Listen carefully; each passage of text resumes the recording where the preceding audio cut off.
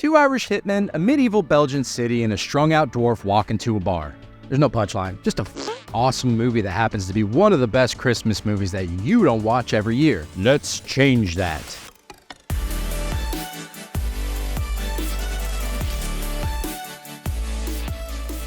So I'm currently working on a video outlining the 13 most criminally underrated Christmas movies, and In Bruges is most certainly on that list. While I was writing about the film, I got to thinking that this deserves its own video, so here we are. There's some movies that come along at specific points in life that are sort of like a bookmark for life events. No? Just me. In Bruges is a movie that came around at a pivotal point in my early 20s, and I'm real glad to see that it's endured its cult following after all these years. Now, there's a lot of people that know the greatness of this film, and there's a lot that don't. But what I can guarantee most don't think about is how In Bruges, at its core, is really a Christmas movie. So let's do the typical YouTube thing. If you'd be so kind, all I ask is that you make sure to give this video a little like, rattle the notification bell, and share this with every person you've ever encountered. I want you to get the word out to every street hustler, to every lowlife in this town. You understand? As always, I'll try to keep the spoilers minimum, but if you've not seen this, I'm gonna put a link in the description that will take you to this movie. Alrighty, let's discuss. Been to the top of the tower? Yeah, it's rubbish. It is. Guidebook says it's a must-see. Well, you lot ain't going up there. Pardon me? Why? I mean, it's all windy stairs. I'm not being funny. What exactly are you trying to say? What exactly am I trying to say? These are a bunch of fucking elephants. Why, you...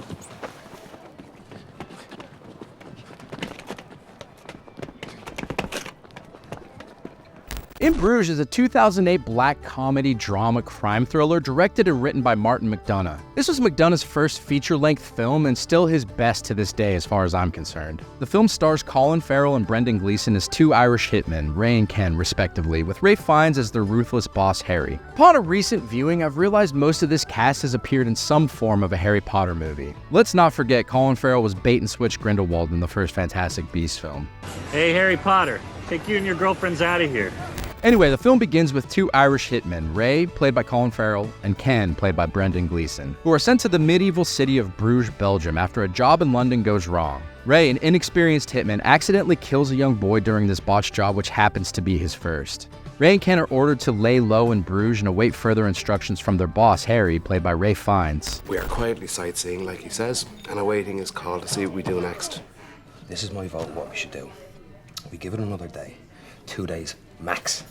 And we check the papers again, and if there's still nothing in them, we phone him and say, Harry, thank you for the trip to Bruges. It's been very nice, all the old buildings and that, but we're coming back to London now and hide out in a proper country where it isn't all just chocolates. The city's beauty enchants Ken, while Ray loathes the place, finding it uninteresting. His disinterest and contempt for the city contribute to some of the movie's funniest scenes. While in Bruges, Ray and Ken encounter various characters, including a film crew, a charming pregnant hotel owner, a strung-out American dwarf with an affection for prostitutes, and a Canadian couple. As Ray and Ken await further instructions from Harry, Ray meets Chloe, who's part of a film crew shooting a movie starring an American dwarf named Jimmy.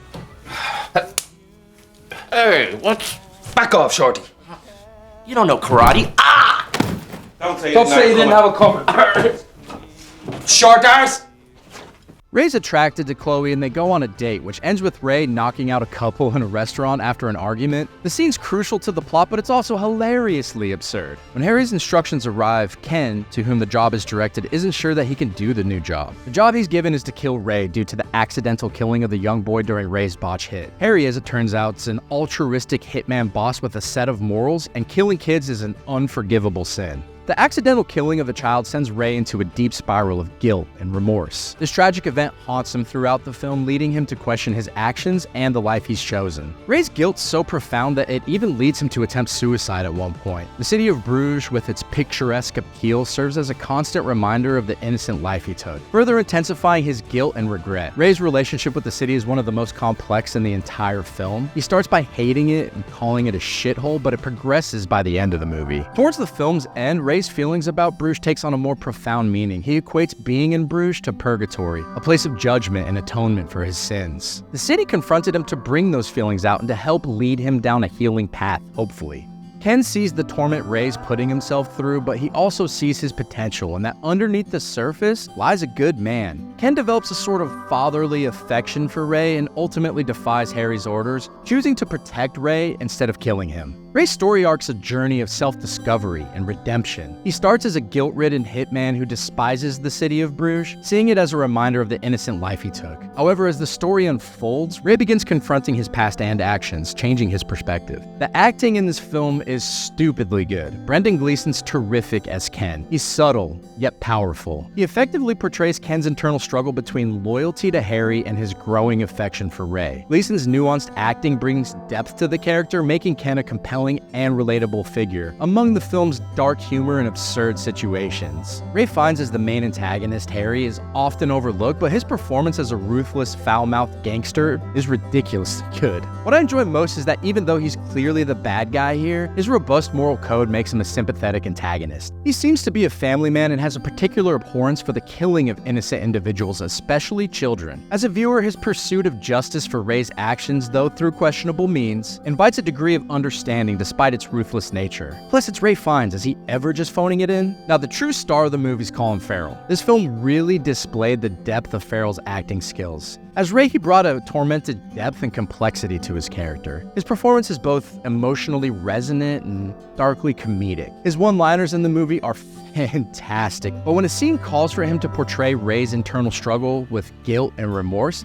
he absolutely hits it out of the park. This is Farrell's greatest performance, in my opinion, and it was deserving of any award that was handed out that year. His chemistry with Brendan Gleeson is also so good that it contributes significantly to the film's enduring appeal. I know, we haven't even touched on the Christmas element of this film. You know, the clickbaity reason you watched this video to begin with. So all of these events unfold during Christmas time. There you go, I rest my case. Anyway, while the holiday serves as a backdrop to the story, it also influences the characters' experiences and the film's overall tone. There's Christmas decorations, music, and festive atmosphere, and that adds a layer of irony to the darkly comedic and dramatic events that unfold. In a way, this is like If It's a Wonderful Life was written and directed by Quentin Tarantino. I think that's fair. The film's exploration of themes such as guilt, redemption, and the search for meaning aligns with the introspective nature of the holiday season, albeit in a non-traditional manner. The juxtaposition of the holiday setting with the characters' internal conflicts and the film's unconventional storyline sets In Bruges apart from traditional Christmas movies. The film's focus on the importance of human connection and the possibility of personal transformation